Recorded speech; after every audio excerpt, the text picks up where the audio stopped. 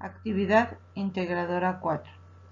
La tabla periódica y sus aplicaciones. Alumno Ballesteros Torres Paola Patricia. Grupo M14C4G20-061. Facilitadora Guadalupe Alejandra Sif Amar. Familia de la tabla periódica. De modo simple de explicar, son grupos que están formados de diferentes estructuras, pero que de algún modo tienen relación, aunque cada elemento tiene su propia característica, porque es de lo que están compuestos.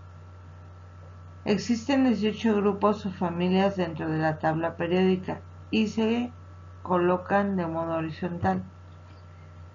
Algunos de ellos serían metales alcalinos, familias del titanio, familia del cromo, familia del hierro, familia del cobre, del zinc, carbonoides, halógenos o gases y gases nobles.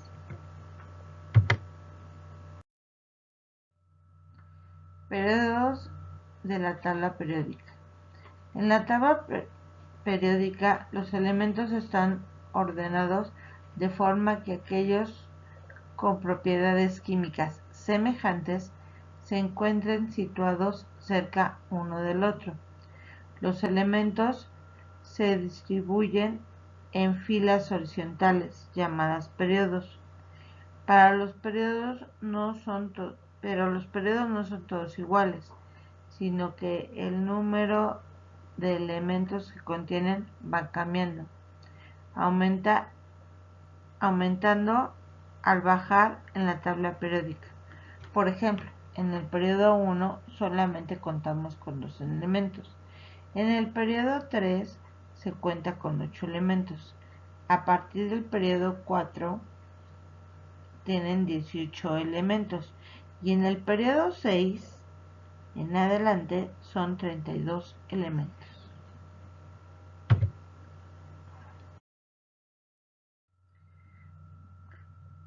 El número atómico, tanto en la física como en la química, es el número de protones que compone el núcleo atómico de un elemento químico determinado. En este caso podemos ver en la diapositiva que el número atómico está reflejado en la parte superior y sería del boro el número 5.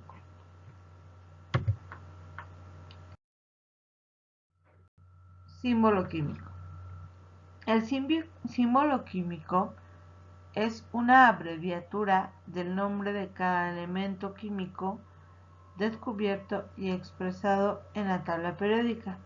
Estos están compuestos por una o más sílabas. En el ejemplo podemos ver que el carbono, su símbolo químico sería la C. En el caso del hidrógeno, por ejemplo, sería la H, del oxígeno sería la O, y así sucesivamente. Podemos ver que cada uno de los elementos está representado por letras diferentes.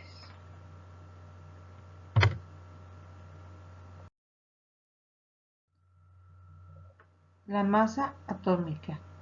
En química se llama masa atómica a la masa de un átomo, la cual se compone del átomo de la masa de protones y neutrones. Para que se entienda más claro, es el peso que tienen los átomos que componen ese elemento. En el ejemplo podemos ver, por ejemplo, que la masa atómica aquí está representada con 1,00794.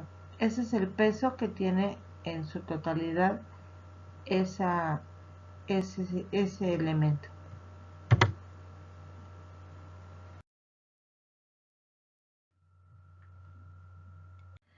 ¿Por qué es importante la clasificación de los compuestos orgánicos e inorgánicos?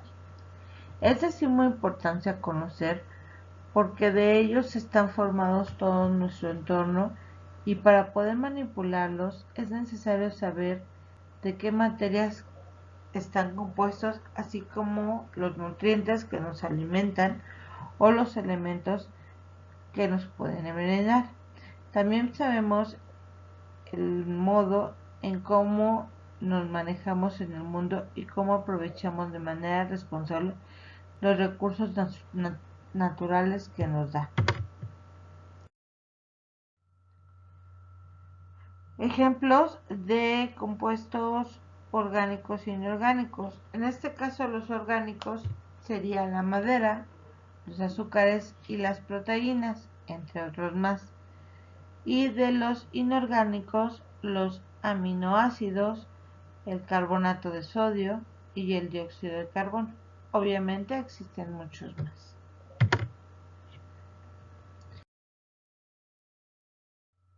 ¿Para qué nos sirve conocer y comprender la estructura de la tabla periódica?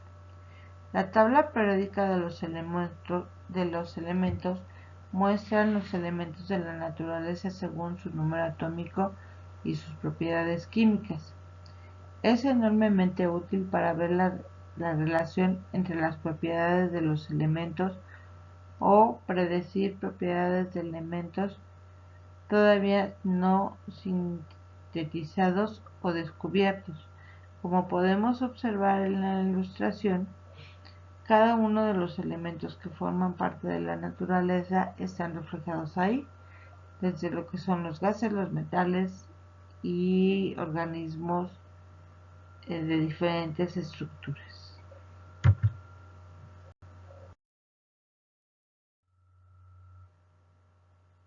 Por su atención, muchas gracias.